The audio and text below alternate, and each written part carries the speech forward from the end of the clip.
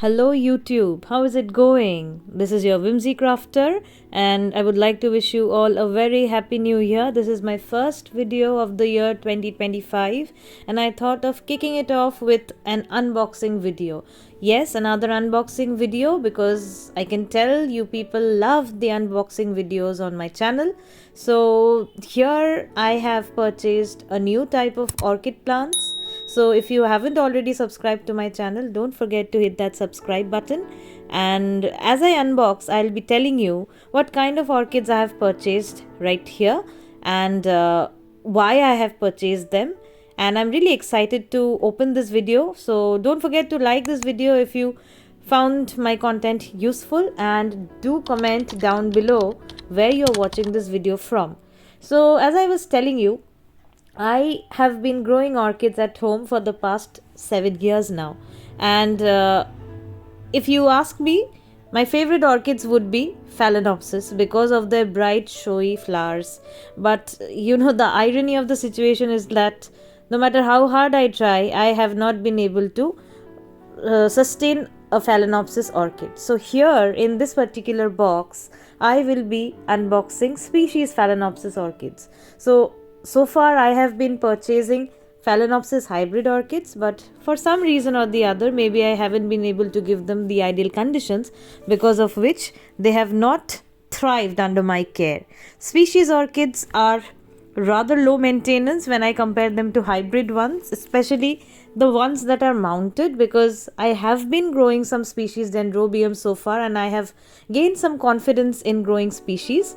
So I thought, why not give the Phalaenopsis species orchids a try. Now by species and hybrid I mean species orchids are the ones which are found in nature, and they are usually the ones from which primary hybrids are made, and hybrid orchids are ones that are reproduced through tissue culture from taking cells from the species orchids that exist in nature. That is all that my Google search tells me. If I am wrong, kindly correct me. I will be happy to learn more in the comments down below. So these two plants costed around 1200 INR, and this is the first Phalaenopsis species orchid that I will be unboxing. And as you can see on the screen, it is what we know as Phalaenopsis Mannii, and you can see it has been mounted on a fern block. The roots are quite healthy and they are quite well pronounced. The tips of the roots are green, and you can see a picture of what the flower will look like in this inset picture. So that is the first Phalaenopsis species orchid that I have purchased, and I'm really excited to open the next wrapper because this is a kind of orchid plant that I haven't seen before my eyes. I have seen it on the internet numerous times, but this is the first time I'm watching it unravel in front of my eyes, and it's really a feast to the eyes. So here I am unboxing what we know as Phalaenopsis Schilleriana. The name is like a tongue twister, I know, but just look at the plant. And guess what? There's a new leaf growing already. There's new growth. The plant is pretty healthy. And look at the leaf. It resembles the leaves of a snake plant. So the added advantage of this orchid is that you can see the flowers in the inset picture over here. Even if there are no flowers, you can spend hours watching the beauty of its leaves. Nature never ceases to amaze us, does it? So over here also you can see this plant has been mounted using moss over a normal wood block, and look at the root growth. The roots have spread. They have purplish green tips, signifying they are still in growth, and I can see some spent flower spikes too. That means the plant has already flowered twice. You can see two spikes, I hope, on the plant. Two spikes that have already flowered and probably have been cut by the seller. So these are the two Phalaenopsis species orchids that I bought. I have already purchased numerous dendrobium species orchids from the same seller, and because this is not a sponsored video of any sort, this is my personal purchase, so I am not revealing the name of the seller. You can always find them on the internet. You can find them on Facebook. Now the next update would be for the plants after 3 weeks. So this is my orchid stand, and I have kept the Phalaenopsis plants that I unboxed in the previous clip. Right at the back, as you can see, Phalaenopsis can do with bright indirect light. So their light requirements is rather less when you compare them to Dendrobiums or Cattleya. So these two are doing pretty well under the green net shed behind a series of Dendrobium plants that I already have in this makeshift shed of orchids on my terrace. And the weather at this point of time is pretty favorable. The orchids are not really requiring a lot of maintenance at this juncture, and they are doing pretty fine. I have not sprayed down them with any kind of fertilizer or fungicide or insecticide or anything of that sort. I have just let them be, and after 2 days I sprayed them. 2 days after unboxing, I sprayed them with plain water using a very fine mister. Okay, and I am really hopeful that these plants will reward me with beautiful showy blooms, and they will take off the jinx from over me for not being able to sustain Phalaenopsis plants. So I'm really excited, and do let me know in the comments below, have you ever tried growing Phalaenopsis species plants? If you are watching from a country outside India, how much do such species plants cost in your country?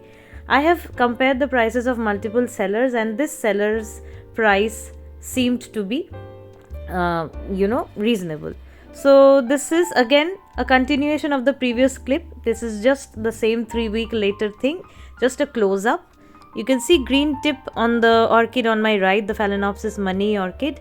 There's this green tip which suggests that the plant is still in growth, but because it's pretty cold right now, I will not put the plant under any kind of stress by feeding it fertilizers unnecessarily. I'm not going to do that. I'll start proper upkeep from the end of March.